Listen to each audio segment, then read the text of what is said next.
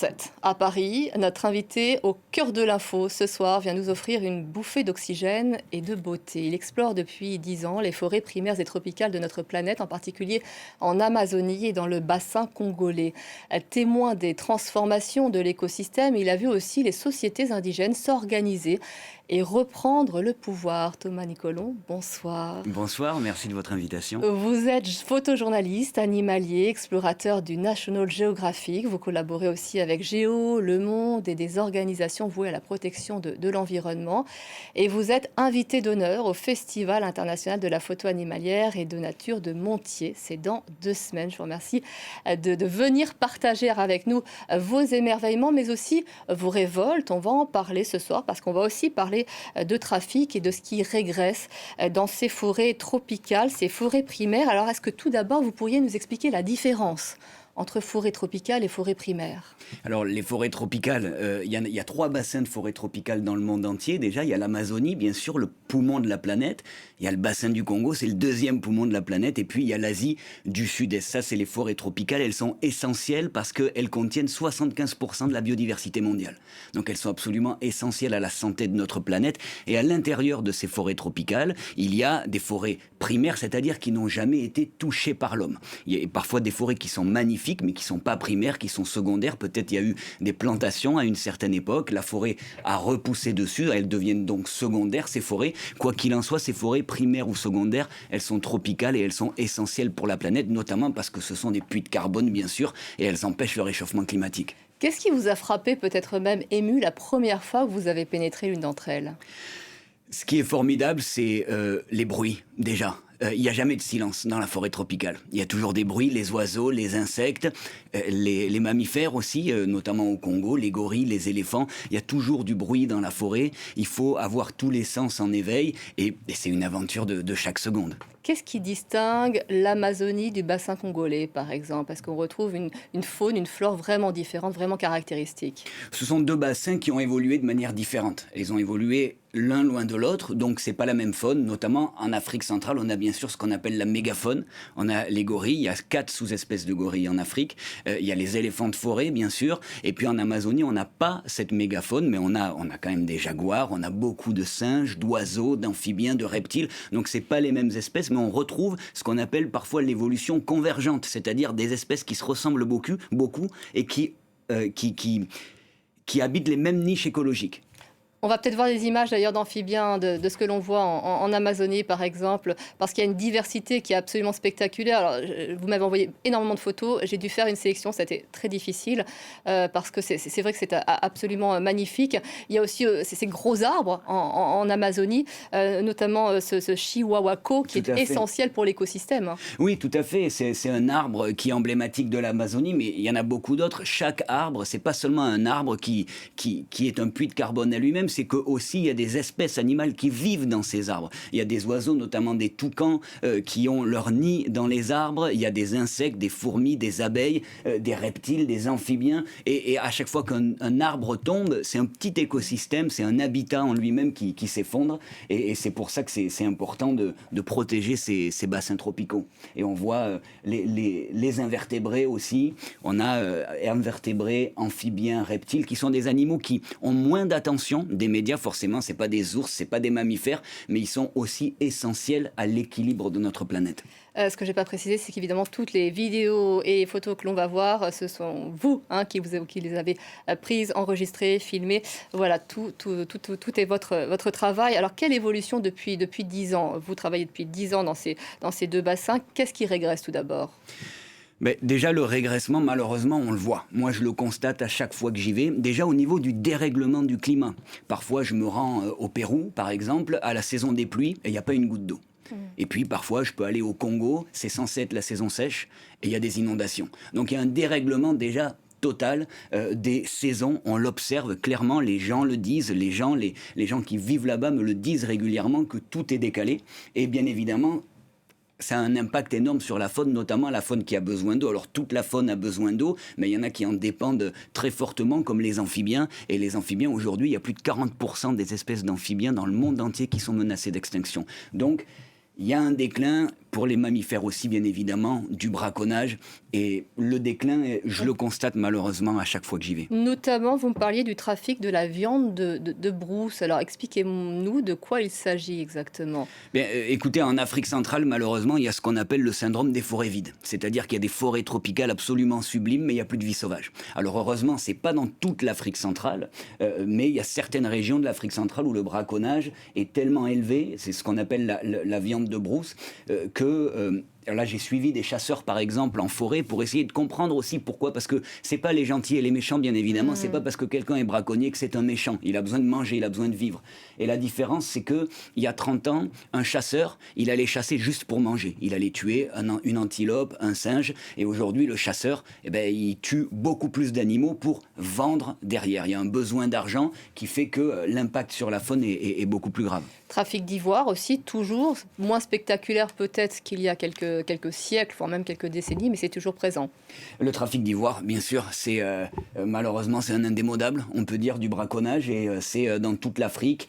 Et malheureusement, ça ne s'arrête pas, ça ne s'arrête pas. Il y a des endroits où ça s'améliore, des aires protégées, des parcs nationaux qui sont particulièrement bien protégés, mais il y a aussi des endroits tellement isolés dans des pays instables où l'État n'est pas présent et où malheureusement ça ne s'améliore pas. Ah oui, parce qu'il y a une demande. Alors, je vais citer le livre d'un invité que nous allons recevoir la semaine prochaine, Loïc Prigent, qui est un spécialiste de la mode, et il nous parle de l'histoire de la mode.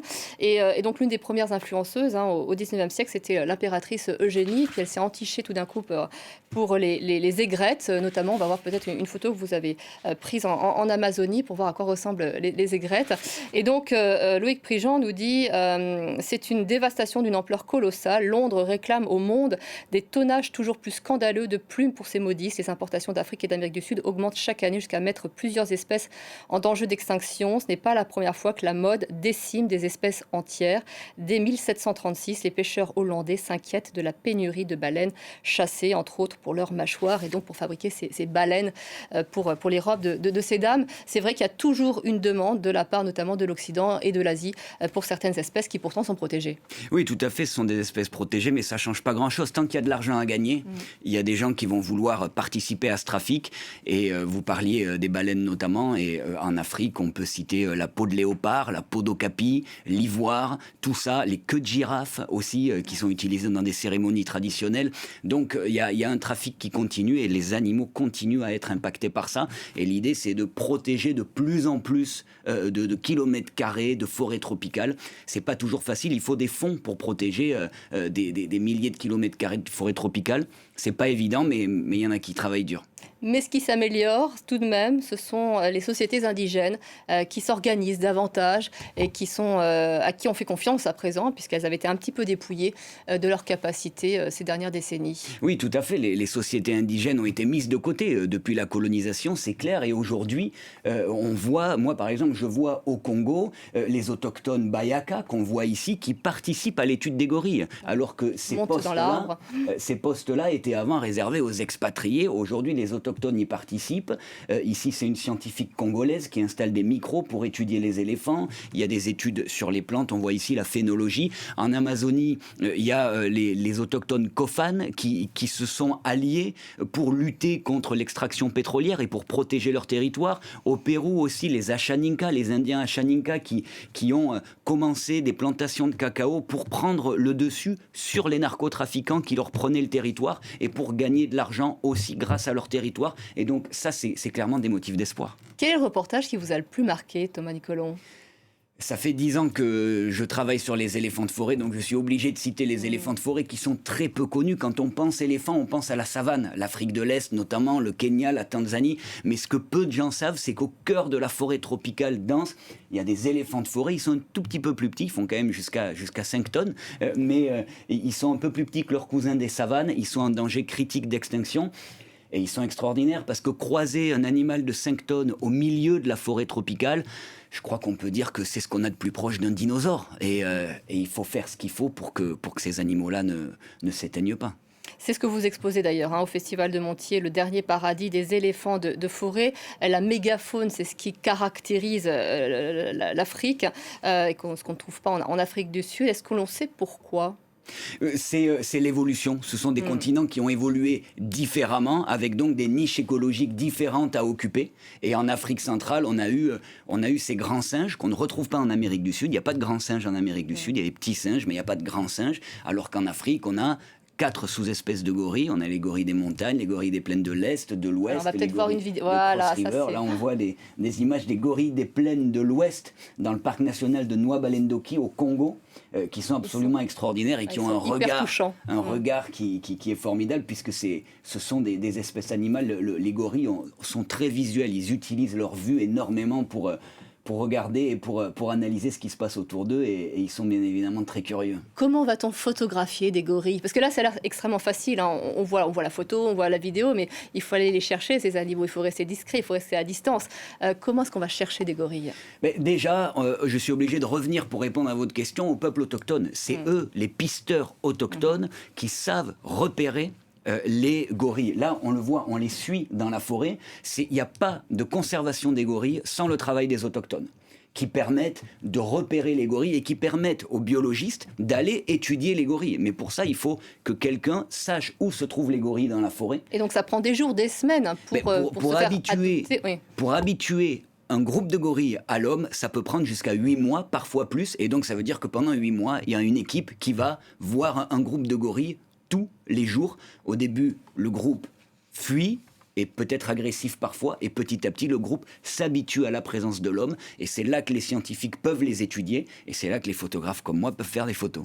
Et comment réagissent les petits, par exemple? Ils doivent être curieux, non? Les petits sont très curieux, et donc ils ont parfois envie de toucher le matériel. Quand je prends des photos de gorilles, j'ai un objectif assez impressionnant. Vous n'êtes pas supposé vous rapprocher trop d'eux. Non, hein. il y a une distance de 10 mètres à respecter absolument. On a un masque à utiliser déjà pour pas transmettre de maladie, et donc il y a une distance très importante de 10 mètres à respecter entre les gorilles. Et malheureusement, les jeunes gorilles sont parfois très curieux, ils ont envie de s'approcher un peu plus, mais on a toujours une équipe autour de nous de pisteurs et de biologistes qui nous aident à photographier ces animaux en les respectant, parce qu'on est quand même sur leur territoire. Qu'est-ce qu'on fait face à un gros gorille? On reste immobile, on bouge pas? On reste immobile, on bouge pas, et puis s'il charge, surtout on bouge pas. Et il faut prendre son courage à deux mains et rester planté, parce que sinon ça montre qu'on a peur, et c'est là qu'il peut y avoir un comportement agressif. Il faut pas éternuer. Je me souviens d'une vidéo de vous que vous avez partagée sur les réseaux sociaux, dans laquelle vous étiez poursuivi par un éléphant. Si on revient sur les éléphants, c'est vrai que c'était assez spectaculaire. Hein. Oui, tout à fait. Les éléphants de forêt, ils ont une mauvaise vue. Ils ont une très mauvaise vue même, et dans la forêt tropicale, forcément, il y a des branches, il y a des feuilles partout, donc ils y voient pas bien, ils se repèrent à l'odorat, et parfois on tombe sur un éléphant de forêt de manière inattendue, et très souvent le premier réflexe de l'éléphant, c'est de charger. Et ça nous est arrivé de nous faire charger pendant plus de 20 minutes, on était tous complètement traumatisés, j'ai dû abandonner mon sac avec des milliers d'euros de matériel dans mon sac à dos, là où on était, et on a eu chaud. On s'en est sorti, malheureusement. Il y a des gens qui se font tuer par les éléphants de forêt chaque année en Afrique centrale. Et c'est vrai qu'il faut toujours faire attention. Et c'est pour ça que dans les régions où il y a beaucoup d'éléphants de forêt, interdiction d'aller en forêt la nuit, déjà, parce que les éléphants se déplacent davantage la nuit. Et interdiction aussi d'aller en forêt sans pisteurs autochtones qui eux, voient et sentent la forêt comme nous, on ne peut pas le faire. On a vu passer une photo d'éléphant shooté de nuit.